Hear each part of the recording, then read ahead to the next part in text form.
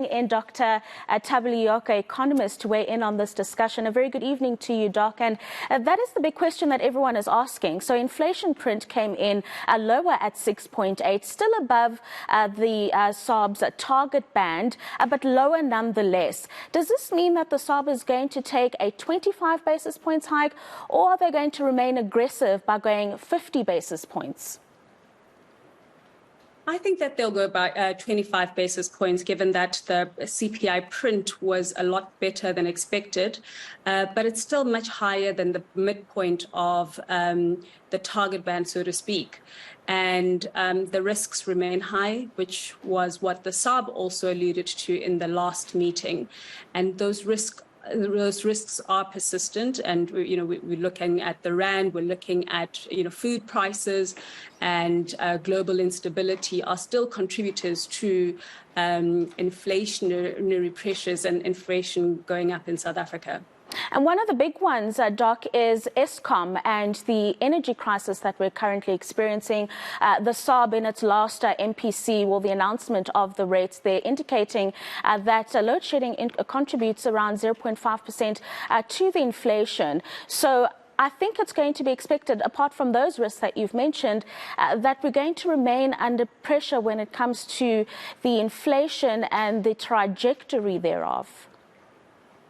Absolutely. I mean, your previous clip also showed the wage demand, which is certainly above what the government can provide, but also the issue with inflation is that it can contribute towards wage price inflation. So when we see these increases in higher than expected wage demands, these are also negative contributors towards inflation, on top of what load shedding contributes towards inflation.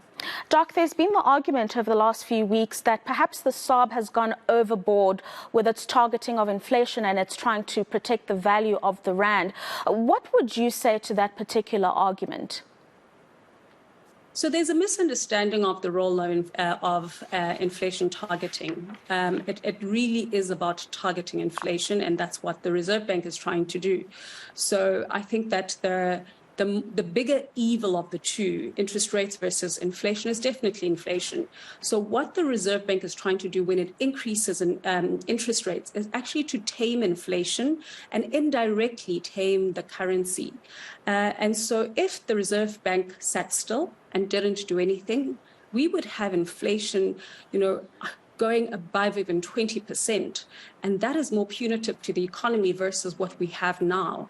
And I think that with inflation going down, there is a link between inflation going down and what the Reserve Bank has been doing over the months.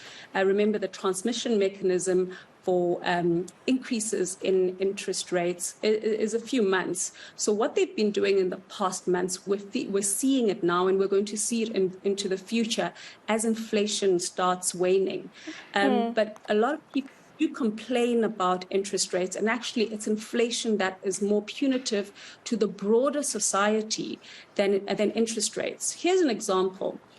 Interest rates impact impacts on those who are leveraged. So those who have mortgages, those who have debt, those who have, vehicle financing. So basically those who receive a text message from their bank when interest rates go up to say, hey, your loan is increasing in tandem with the increase in interest rates. But the broader society, given how unequal South Africa is, and given how, the increases in poverty levels, most people do not receive that text message. Whereas inflation impacts on everyone, especially the poor, given their food basket is also more susceptible to increases in inflation versus more wealthier people who can manage slightly more. Thank you very much for those insights. That is Economist Dr. Thabi Leoka joining us to give her insights into what the SARB is likely going to do tomorrow. Very optimistic there, encouragingly so. 25 basis points she anticipates will come through. Let's hope for that.